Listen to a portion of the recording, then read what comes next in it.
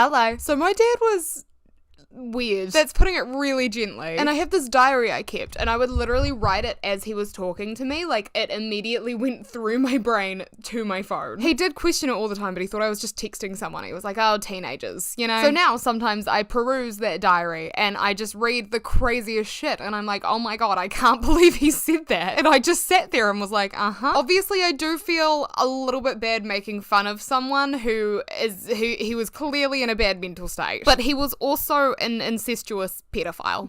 So I think we can put some of those bad feelings aside. And like, this is my dad and the stuff that he said to me. So I'm allowed to laugh and you're allowed to laugh and my friends are allowed to laugh because I said so. I don't know if I'm going to put this at the beginning or the end, but there's two messages that I really want to like spread with this. Like, I don't just want to post a video and be like, isn't that crazy? The first thing is that if you know something's not right with you mentally, if you know that you're not doing great, please get help. I know that's easier said than done sometimes. I know it costs money. I know you might have to wait a really long time, but please just explore every avenue you can. I don't personally know how to help in every single country everywhere, but like, there's gotta be some avenue that you haven't gone down yet that you can. And if you don't want to do it for you, do it for the people around you. Because the people around you, the people closest to you, they're the ones that inevitably are gonna get hurt when something's not right with you, and you need to take that seriously, please. Now the second thing, if something like this is happening to you, it is serious. You're not alone. You're not ruined for life. You just need to tell someone, okay? You need to tell someone and you need to let them help you. It doesn't matter how long it's been going on for. It doesn't matter if it happened once. It doesn't matter if it happened 100 times. Just talk to someone about it. Get help. And it's not a big deal. It's not important, or it's not okay because it's happening to you and, oh, I can handle it, whatever. Because I genuinely... I knew it wasn't normal, but I thought it was like fine because I was so used to it, you know? It was just like my life, but it's not fine at all. I remember when I was maybe like 10 and I posted a question about it on Yahoo Answers. I think I just wanted to vent, like I wanted to tell someone what was happening, and I kind of just forgot about it, came back to it a while later, and there were a bunch of replies, and they were all just like, this must be a troll. And I just couldn't understand why nobody was believing it, because it was a perfectly believable, normal story to me. I was like, yeah, of course that happened. Doesn't it just normally happen? So even if you feel like you're unaffected by everything, or you feel like it's not important, what if it is? And I promise it's affecting you. I thought I was unaffected. You need to talk to someone. And if the first person doesn't listen to you, talk to someone else, because there is someone that cares, I promise you, and there's someone that can help you. If you need some advice, you can always hit me up. I am quite useless. I don't know what I'm going to do, but if you feel comfortable talking to like an internet stranger about it, I get that. Just send me a message, send me an email. Even if you love the person that is doing this to you, hurting you in some way, it's still in your best interest and in their best interest to say something. Throw them under the bus, it feels like, but get them help and get you help. Genuinely, it is the best thing to do, I promise you. Also, if you're in New Zealand and you have sexual trauma, you might be entitled to a lump sum of money, a good lump sum of money. It's like a large sum payout from ACC. It is so worth talking to your doctor about, because you can get like 10 grand and up. Like, if you're affected by something like that, it's really, really helpful. This diary is not from when I was really little, by the way. It's from when I was like 12 or 13. So the way it worked, my mum had full custody and I'd go see my dad every second weekend. And normally mum would drop me off and then stay and like drink and talk with my dad, and dad would buy like food for us and whatever. He would also sometimes come to ours just like randomly with food and whatever, and they'd talk. But most of the time this happened at like the drop off points or pick up points. Oh, but he wanted to get back with mum and live with me and mum and him in the same house, and like we'd all be in a relationship. That was the idea. I love my attitude in this diary of just one sentence. Dad is being a right dad. Fair point. This is a funny one. I stayed with dad while we moved out of town for a while and then moved back into town because the guy we moved in with was nuts. Whole nother story. But I stayed with dad while mum like found a place and whatever, and then obviously she took me back because she has full custody. Dad was real cut that mum wanted to take me back as per the law, and he said, 6 weeks I've looked after you. Nothing was too much. Well, yeah, you're my father, so I hope not. And by nothing was too much, he means I stayed in his house.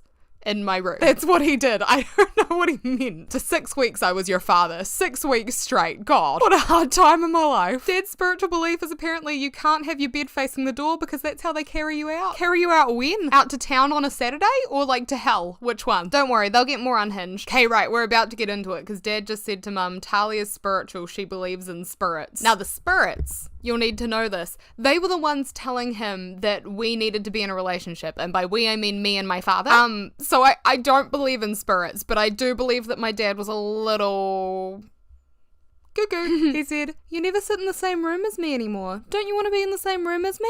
Strange. We love a non-self-aware king. Okay, this is where I finally found it. This is where he starts getting unhinged. So at this point, he's speaking with mum. Keep in mind, people say, why didn't your mum do anything? My mum was like thoroughly abused by him when they were in a relationship. So like, I don't know, a lot of reasons. Don't blame my mother. So I'm listening through the wall while they're talking. And he said, this is not an exact quote. He was just talking about people being deflowered wrong by rough guys. And he's saying, is a father crazy for fucking his daughter? Or is he doing it because he wants to protect them? Now that just makes so much sense. I also remember him telling me that I should never get married to another man because if they want a divorce, they'll just kill me instead because it's easier.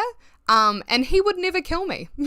So thank God my dad was there looking out for me. He said the only thing that stops you is the fear of getting found out and put in jail. Well, I hope that's not the only thing. So he said we could be the family that plays a part in bringing things back to the way they were, the way that they were meant to be. So you know how the royals all slept together in the family, keep it in the family? He thought that was like the way. That's what the spirits told him. We were going to have a legacy. Like, we were going to have a completely inbred, amazing family. He said, I think Talia's here to achieve exactly what we've been talking about, but I can't be sure. So what he's talking about is us having like an inbred family legacy. He was essentially saying that I was put on this earth as an old soul, he used to call me, to bear his children. With Talia, I really believe that she's that kind of spirit. That kind of go-getter, I'll have your baby's dad spirit. Perfect. There, he's finally talking to me. All right, so what he'd do is he'd talk to mum for hours and hours and hours, and then he'd come to my room thinking I didn't hear anything somehow, and he'd sit on the end of my bed and talk to me for hours and hours and hours and hours. This was the first time he did it must be, because he said, are you not curious at all what we were talking about? It involves you. And I said no, because obviously I already knew what they were talking about. I was like, don't talk to me about it, please. He said it like we were planning a trip to Disneyland or something. He's like, aren't you excited to hear what we've been talking about, me and your mum? This one is just, mwah, chef's kiss crazy. I remember this. I'm sure we were like unpacking groceries and he was having this super casual chat with me. And he was saying like, hey, like if this happens, nobody can find out. And he was like, normal families wouldn't be in love with their kids the way he is. And then he said, this is the 10 out of 10. I'm not talking about making kids with you already. That would have to wait. We'd have to be careful. Oh, good. We're going to be cautious. I was so worried that I was going to have to start having kids now. But I don't. I have to start having them when I'm like 16. So that's fine. Right, you should have just said that at the start. I would have agreed straight away. So I told him essentially that I wasn't interested, but I said it like very gently and very subtly because I didn't want to like set him off. He'd always say, see, he said, we'll just go back and stay with that thing you think is really normal and I can still tell you off, etc. He kept using this bargaining chip of like, if you sleep with me, I'll treat you like an adult instead of like a 12-year-old. And I'd be like, I want to be a 12-year-old. I wrote in here, it's just awkward knowing that my dad is kind of a pedophile. Yeah, a little bit, hey? Well, I was so nonchalant about this whole thing. Oh, this was our first big chat. He was like sitting on the end of my bed and I was like, oh my God, go away. But he didn't. He did not go away. It started with, so what do you consider yourself, Talia, spiritualism or religion? And I said, neither. And he said, oh, that's not good. He was like, now religion, I understand. Religion? Stay away from that. Spiritualism. Aren't the spirits telling you that you want to fuck me? Because that's what they're telling me. So I'm like, I think that you do believe in spiritualism. He said, only the 1% of bad spirits say that you have to be 16 to consent and they want us to live in fear. And apparently there's this guy that's talked to Jesus and Jesus is fine with it as long as a child consents. What the fuck was he talking about? See, this is what I mean by unhinged. Like, what do you mean? Like, you're putting words in Jesus's mouth. Leave Jesus out of this. He said, I mean, you can be with people, but they're not your own blood. There's no embarrassment or fear when they're your own blood. Yeah, when they're your own blood, I think you should be a little embarrassed. I think he should be a little bit embarrassed that he touched his daughter. I don't know about the general consensus here, but I think that is quite embarrassing. But nobody else would know, only we would. They'd all think that we're just a normal mother-daughter-father relationship, as long as they don't know. Just think about it for a little while and then talk to me about it later today. Yeah, will do, Dad. I'll just stew on it for a second. That sounds like a really bad idea. That sounds like you're a creep. And you and I, we love a lot of the same things, don't we? So how can it be wrong then? The three of us are all special because we're different. I'm not like other girls. What can I say? But it's still your choice. I can't make you do it. Aw, he's asking for consent from a 12-year-old. That's cute, Dad. But I'll tell you one thing. Life will be so much easier and better for all of us We can start living together. Oh, and I just want to live with you so bad after everything you've told me. I just don't see what the problem is. Well, how about you have a wee think about that and get back to me? Because I think you'll be able to figure out what the problem is if you think about it hard enough, Dad. Dad is telling Mum in detail how fat she is. What a charmer. He is such a nice guy. Ew. He wasn't talking to me. I think he was talking to Mum. He said, Talia's growing up, and physically too. That girl is so much wiser. I just hope she's still holding her promise about staying away from those social media sites. There's so much to unpack in this. For one, he wanted me to not have social media so I would stay away from creeps. And oh god, him commenting on my body growing up was always so weird to me. And now I put way too much value on my body. Because people would comment on it all the time when I was a kid. Who gives a fuck if I have a nice pear shape developing? I'm 10. Oh yeah, this was a new one. This one came out of left field and I was sitting there like, huh, really? So he said, if it was up to me, you, me and Talia would live in the bush, in a hut, without any people there, and grow everything ourselves. Before we move there, we can buy like tons of animals, and we can always have meat and food and eggs. If we could live like that, woof, wouldn't you love it? When nobody ever comes, there could be a creek next to it. And I said, is this a new one of his weird ass fantasies? This never came up again, by the way. Like the whole bush dweller thing, that was a one and done mention. Age is just a number. A classic. 10 out of 10 line. I think he's talking about trying to fuck his mum when they were younger. Righto. Okay, I'd like some more context. Clearly I wasn't following this conversation very well. Right, so he's saying that other children will be born into the household, and when mum and dad die, I'll be expected to carry on living the way they built for me, so we can make our family bigger and stronger and more genetically defunct. He's saying that my future will be secured and that they can go home knowing that they established something that will hopefully grow, and that when they come back, because you get reborn until you're an old soul and then you don't get reborn again, when they come back, that this will hopefully be the norm. We'll start a wee trend, shall we? Okay, so Mum left and he came and talked to me and he said, okay, we're all alone. Scary, isn't it? I prefer the three of us together, but it can only be one way. God, he's so dramatic. This was so uncomfortable. Another 10 out of 10 situation here. So we were talking, he was like sitting on the end of my bed as he did, and then he told me to come with him into the lounge, and he sat down on his desk chair and he sat me on his lap, and he was like, you know, but we were looking at his fish because he always kept fish. He always had a tank, and he was showing me a fish that came from a mother and a son and a father and a daughter and a brother and a sister. He said, see how normal that is? Like he's saying it's natural because my fish do it. You know, the fish that are just like us. I don't know how he knew all their relations to each other. I guess maybe he had like birth certificates for all of them or something. So I'm talking about how he's like hugging me and sitting me on his lap, and it's just like uncomfortable. He's assumed that I'm always worried about the baddies out there. You know those Instagram baddies? I just never stop worrying about those baddies. But don't worry, you'd know I never do anything you didn't want. How do I break it to him gently that he's already done stuff I don't want? He said, if you say to me right now that's not what I want, then just say it, because I'll stop talking about it and we'll have to find another way to get comfortable. But he would say that knowing full well I wasn't comfortable with it, obviously. Like I didn't have to say anything. And even if I did, he'd be like, okay, I'll stop talking about it, and then he'd talk about it again. Because he was obsessed with it. See, I used to assign myself a little bit of blame, because here I said I told him that I wasn't bothered about him talking about it, and he asked me if I knew what it all involved. I don't know why I would agree. I think just he's my father. I knew that he wasn't well mentally. I didn't want him to do anything stupid. So I just thought like, I'm gonna deal with it. You know what I mean? Like, hopefully nothing actually comes out of this, but like, I'm just gonna ride it out. I'm just gonna let him do what he needs to do. Don't do that. Like, if you don't feel comfortable telling someone no, especially a parent, that is so understandable, especially if you're in fear that they're going to do something to you or themselves, whatever. That does not mean that you should not go to someone and tell someone about it, because it's still a problem that needs to be addressed, even if you can't address it directly with the person. Oh, and then he kissed me on the lips. Oh, I said I feel so uncomfortable. Yeah, not surprising. He's saying that me calling him my parent means that I don't want to fuck him. Wow. He has some insight. He tickled me as well, all over. My lips feel dirty. I'll keep saying that I don't mind. He's saying that he's just trying to protect me from the world, that he's trying to keep me safe, and he doesn't know how else to do it. I feel like there's a couple more things that you could address before you have to go down that path. Like, there's a couple other ways that he could, like, protect me before, you know. See, this social anxiety thing, you don't have much interest in the outside world. You're just happy with me and mum. I always felt like you feel more comfortable here. I don't know how he was so bad at reading me, because I obviously was not comfortable.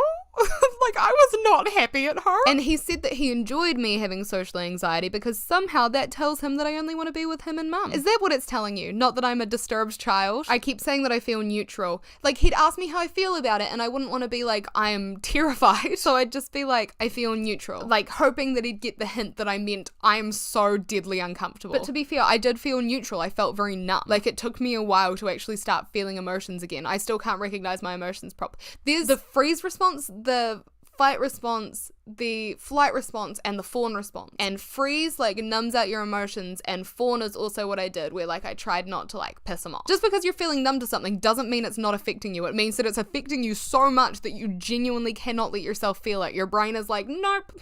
Too much. I told him I didn't want sex. He told me not to tell mum. Very basic combo there. It's like, you know, when you go buy your kid ice cream even though their mum said no, and then you're like, don't tell mum that I got you ice cream because she said no. Similar vibe. He's been really touchy-feely. He's drank a bit, to be fair. Yeah, I don't think that alcohol normally makes dads touch their kids, but I like that I was trying to assign the blame somewhere. Oh, this is another 10 out of 10, man. See, I told you it would get more unhinged. Dad has some problems getting it up. He said he can't easily get it up around mum. But around me, he has no problem. Oh, good. I'm glad I could help, Dad. Who needs Viagra when you have your 12-year-old daughter? See, this is quite sad because, like, I was so logical about the whole situation. I said, I don't know what to feel anymore. I just try to keep my mind blank, but I just don't know. It just makes me more concerned about the way I act around him in case I'm encouraging him. I want to be his daughter, not a sex object. The fact that I had to worry about the way I acted when I was 12 because I felt like I was encouraging my father to think of me sexually by existing in his house. And I know it's not unusual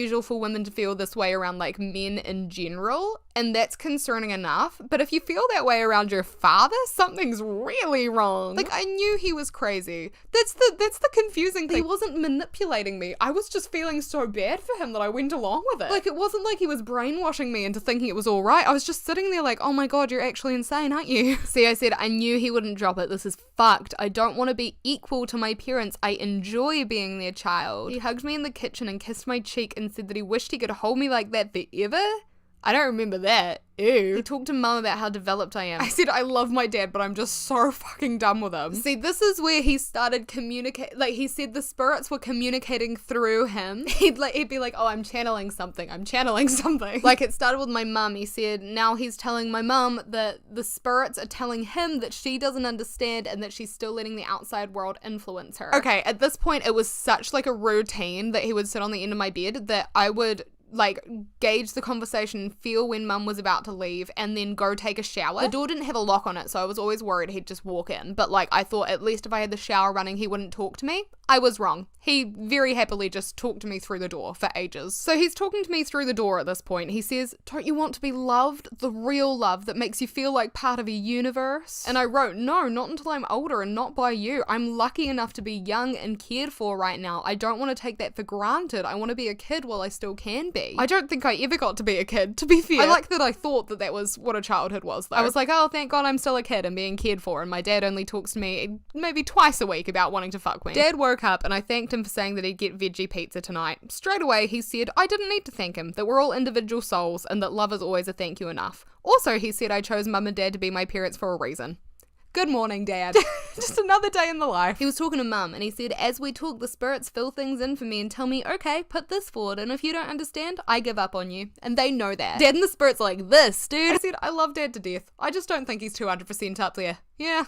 No. He said Talia chose us as her parents because she's keen on what we're talking about, which is insane because I already told him that I wasn't interested. And he's like, I'll give it time. Oh, another 10 out of 10. He's talking to me through the bathroom door again. And he's talking about, now he thinks that the reason I don't want it is not because I don't want to have sex with him, it's because I'm scared to lose my virginity. So he's trying to explain to me, he's like, once it happens, you won't be scared, you'll be elated. At this point in my life, I thought, like, I probably want to adopt if I have kids. So he said, your mum thinks that you don't want to have any children of your own. I don't believe that. You want to be the mother of all children on the planet. He said, when you get a child, if it was from me, you can register your child as, like, my last name, which my parents' name's hyphenated. And we're going to start the new legacy. I don't believe that you're scared. And he said, that's what I try to keep telling your mum. Why don't you talk to her? So like, he would try to convince my mum that I wanted it, and she'd be like, I think you're nuts. And he'd be like, no, listen, she wants it. And then he was trying to convince me to tell her that I wanted it so she'd be on board with it and we could all be in this ancestral legacy. This is the 10 out of 10. He said,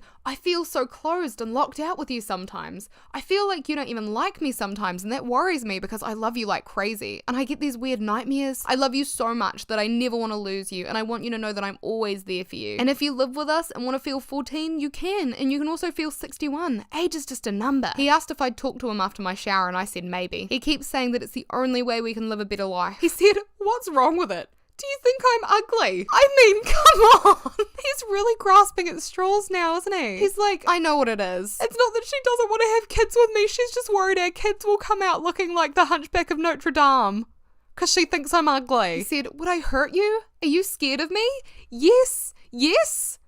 What do you think? He said, you're gonna hate me after this. I'll see how adult you are when you come out then. And I said, make it stop. And then the next paragraph says, he talked to me again. I couldn't stop it. So he told me that I used to enjoy what we did when I was younger, what he did with me, I should say. He told me that he loved me like he loved mum, and that it was really hard to say that. I tried to tell him that I want to go to sleep. He knows I've rejected him, and he's upset, saying, fuck me and my honesty. He kissed my cheeks and my forehead so romantically. I love my dad, but I don't love him the way that he wants me to love him, and I tried to avoid letting him down. Right, okay. I think this is the last time I went over because it just skyrocketed into like unbelievable territory. So I tell him I'm tired, I want to go to sleep. He's like, you're avoiding me. He's getting all cut up about it, but he goes into the room. He lived in a council flat, so it's like the lounge, my bedroom, which is meant to be his bedroom, but he slept in the lounge, and then the bathroom and the kitchen. It was like a little box. So we're really close together. So he goes into his room and he starts talking. I'm being dead ass. He starts talking out loud to the spirits. So you can see why I got concerned. So he's saying to the spirits, he's saying, I lost my daughter now too because she thinks I'm a creep. Just because other people live differently doesn't mean we should. Now I'm losing my daughter too. He's singing, my daughter thinks I'm an idiot because they can't see the advantages. And I said, I can't make myself love him as something other than a dad. Hopefully this all blows over by tomorrow when he hasn't had anything to drink. See, I have like, the only trauma related thing that I really have now is this like insane fear of like drunk men. Like, it affects my work because like I'll be serving them at the bar and I'll just start crying and I'll be terrified. Because in my brain, I always connected him drinking and the smell of alcohol in his breath and stuff with the things he was saying, even though the correlation was not there. Like, he was just as creepy without the alcohol in his system, but like, I guess I was just putting things together to make it make sense. I don't know. He said, my daughter hates me now. She hates my guts because I'm different. She hates me. I wish that she'd love me the way I love her, but she doesn't. But that's what I'm here for. She doesn't love me at all because if she loved me, she would say, yeah, Papa, that's the best way. She wants to stay away from me. That's fine. I tried my hardest. I thought my daughter was the same as me, but she's not. I can teach her what love is, but she's not willing to be taught. I think my daughter hates me. She just wants to be herself instead of being one unit. They don't care. They don't give a shit about you. So I need to stop caring. The two people that I love, they don't give a shit about me. I'm talking about real love, the real stuff. It only, 10 out of 10. It only hurts Talia when I enter her the first time, and then there's only satisfaction. What do I do, spirits? I've tried so hard, but they don't care. What do you want me to do?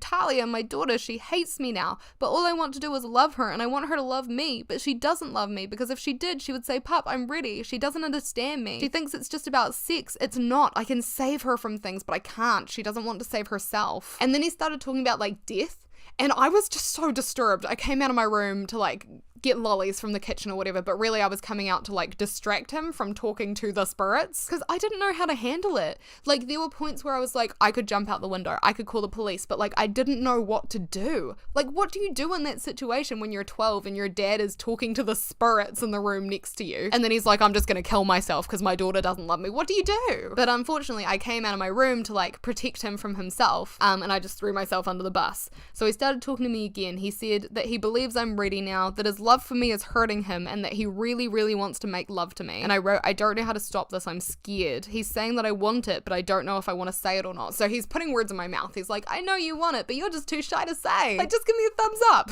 And then I said he kissed me properly. He kissed my belly button through my shirt and my boob. He tickled me, and he said that I used to love him touching me. And when I said that I just wasn't as ticklish, he said that wasn't the point. He said that he wants to tickle me elsewhere, and said it in depth. He said that if I love him, I'll be in his bed cuddled up to him tomorrow morning. Dad is talking about it like I'm rejecting him again and I don't know what else I can do. I can't make it stop and I'm scared about what comes next. He's being serious about it all. It's not because he's drunk. He's saying the spirits made him say it. He's talking to them again. He said the only way she can prove to me that she doesn't hate me is by sleeping with me. She's already hating me because I opened up to her. And I said, please blow over. Please. Sorry, I know this is really dark, but like, I watch true crime videos. I feel like this is on the same level. Like, you'd hear this in a true crime video, so I don't feel weird about talking about it. I forgot to mention, but Dad last night even said that I could control my anxiety and choose not to be anxious around him. Yeah, that'll work. Flip the switch. Just, no more anxiety. And he also kissed me goodnight twice and said that he'd waited years to do that. So this is the next day. I was really hoping that it would blow over and he would just stop talking about it, because at this point I was like, okay, I can't deal with this anymore. Like, this is going too far. I need to tell someone before something really scary happens. But like, eating as a kid, eating now, it's like a huge coping mechanism for me. And he always had so many lollies and stuff in his house. But he must have offered to go buy me more, because I said I told him that I had plenty of lollies, and he said, see, I do everything for you. I haven't talked to you about it because I want you to think about it yourself. He went to go get like really early tea for us at 11:30 in the morning. I don't know why. But he was mumbling to himself before he left about stopping doing things because he doesn't get anything back and how he's screwed and nobody cares. And I said, I really need to talk to Mum. I don't even feel comfortable saying I love you or hugging or anything. I've developed this weird, like, bland personality around him. It's not weird. It's a defense mechanism, because I was so scared of him. He came back and we hugged and he said, I just love you. I can't help that. I'm just trying to show you what life could be like if we all lived together. I'm not very hungry. That's because I'm anxious. I want to get this all going for us so we can live a bit better. We know there's always someone for us. Is that a strange way of living? The only ones that can love each other for real without jealousy are the ones that are as close as you, me, and Mum are. We're a very close family. If that's what he thinks is close, I'd hate to see what he thinks distance is. I love it when you smile. You know what I really want, what I desperately want, the only thing I want to fulfill my life, but I leave you alone because I have respect for you. Oh, Dad, thank you so much. You can keep thinking all these things like, oh, it's weird, it's wrong, but why? Oh, I don't know, because I'm normal. And I said, he's really trying to manipulate me into it, but I don't know if he even sees it. I feel trapped. I need help. So this is when I realized, actually, maybe this is a little bit further than normal. Like, maybe this is weird territory. Oh my God, he always said, one day if we do what I'm talking about, I'm going to get us all a really good laptop. But that isn't going to happen, is it? You don't want that, do you? I don't know why he thought he could convince me into thinking that I wanted to have his children, because then he'd buy me a nice laptop. Like, I don't know what was going on in his head. He was getting really, really desperate at this point, you can tell. Said it's so simple and you feel good and we'll always be together, all of us. Isn't that not what you wanted? If you don't want it, let me know, because then I'll stop talking about it completely and working for it if that makes you happier. I thought you would love it because we're both so similar. The only two things that change, a better life and that other thing. I wrote, yeah, that small thing where you have a romantic relationship with your underage, non-consenting daughter.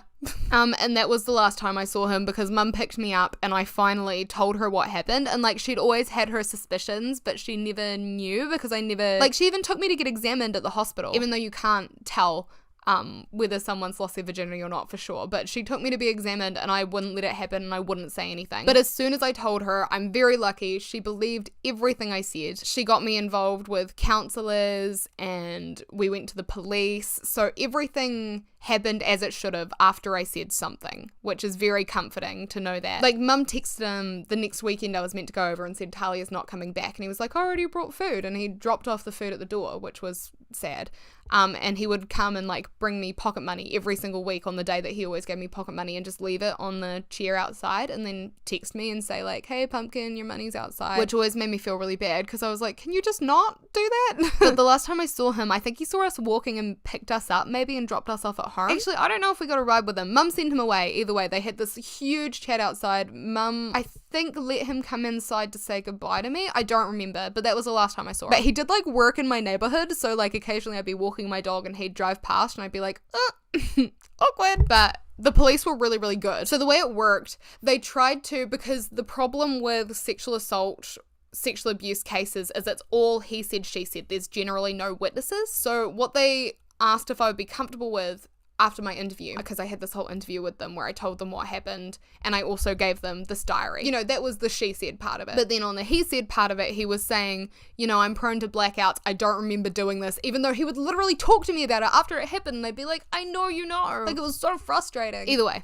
they asked if I would be comfortable making a phone call with him and seeing if I could get him to talk about it with me. Be like, hey, do you remember when this happened? And he'd be like, oh yeah. But I didn't want to because I felt like I'd be betraying him, which is so sad. I don't know why I felt like I had any loyalty to him. I wish I did that phone call, but I didn't. But either way, he eventually agreed to plead guilty anyway because he didn't want to, like, well, the detective used me as a bartering chip and was like, if you really love your daughter, you won't drag her through the court process and make her testify. And so Dad agreed to plead guilty. I can't remember what he was pleading guilty to. It was unlawful sexual contact and something to do with a minor. I can't remember. But on the morning that he was meant to be sentenced, a policeman that we'd been dealing with, he might have been the, like, top guy, I can't remember. He knocked on the door. Mum had just left, so he, like, waited at the doorstep for Mum to come back, and then sat us down at the table and was like, hey, so he killed himself. And I was like, oh, yep, not surprised. Like, funnily enough, I've been having, like, dreams about it. I'd been having dreams where he either killed himself or he, like, broke into the house and killed us and then himself. So when it happened, I was like, oh yeah. So that's quite confusing as well. It's quite conflicting. I don't know if any of you guys have had someone that didn't particularly treat you well pass away, but it's weird because in some ways it's like a relief. But then I also remember thinking like, oh, I don't have a dad anymore and it's my fault. So it's just very conflicting. In the end, I think it actually is just a relief to me. Like, I just never have to worry about him again. He's not here anymore. You know what I mean? So yeah, that's kind of the end of the story. And then I'm just incredibly grateful for all the support I had. Like, my teachers at the time fully understood. I just could not do my schoolwork and I had to drop out of school when I was like 17. And the whole time through, they were just supportive. They were like, listen, you do what you need to do. Because I did online school. So they were like, if you're not handing in work, we're going to try keep you on the roll for as long as you need. And I would see counselors, and my mum, who also is an abuse victim and not well, she really tried her best. And just, I felt like everyone cared, which was so comforting. I think that's really, really important, and I try to show everyone that I care about them now, everyone that's in my life, because that's what really pulled me through. I think I would not be as functional as I am if people didn't care about me as much as I do, and I feel very lucky. I would encourage anyone to, you don't need to be like this pillar of support to everybody, but if you can just make people feel like you care about them, I think that goes a long way. And I was looking through the police reports, and I work at the place that I used to climb at now, and it really touched me because Mum didn't cope well with this whole thing, and she went and told the climbing instructor at the place that I climbed at about what happened. I don't know why. I think she just had to get it off her chest. She didn't know where to go. But the climbing instructor, like, it really affected her because, like, you don't want to hear that. So she went to the boss and she was like, hey, I need to take the day off. Like, this is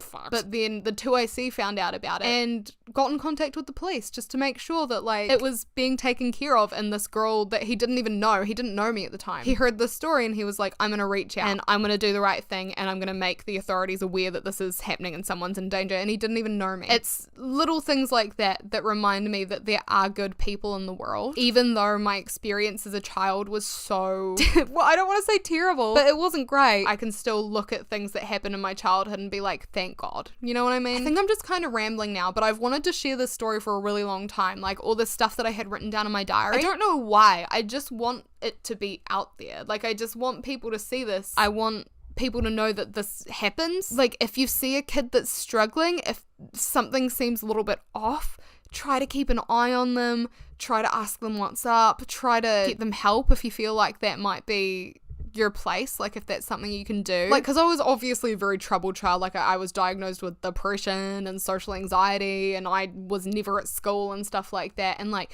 people always asked how I was. I just wouldn't tell them. Like, this was just something that I wouldn't mention. If you've gone through this, it never goes away, but you can absolutely work through it. Like, I would say that I'm generally fine now. There are definitely some things that are just not normal about me, but everyone has things that aren't normal about them. Everyone has something in their childhood that has fucked them up just a little bit. At the very least. And a lot of the time when my friends find out about what happened, they tell me like, oh, you know, you had it so much worse than me. I hate it when people say that. I hate it when people are like, oh, this bad thing happened to you? Just think about the kids starving in Africa. Everyone has valid problems. I can't even imagine if I tried to talk to someone about this as a kid, something that affected me so much, and they said, people have it worse than you. Don't think like that. Please take everything that's happening to you seriously. If it's affecting you emotionally, it's valid, okay? You need to address it. I don't know what else to say. I could talk about this forever. If there's anything that you'd like to hear from me, let me know, like any stories that you'd like to hear, any advice that you'd like to hear. I'd like to use the experience that I had as a child for some kind of good. I don't know what kind of good, but some kind of good. I don't know. Hopefully this makes an impact on someone. I don't know how. I'm sorry that it's probably like horrific to listen to. It's so normal for me. But like I read the diary and I'm like, oh yeah, that's stupid. But like for the average person, it might be like disgusting and horrific. I'm sorry if that's the case. Right. I'm going to stop rambling. I've been filming for an hour and a half. I'm going to go. So I'll see you in the next video, which I promise will be a nice light-hearted video. So thank you for coming. Bye now.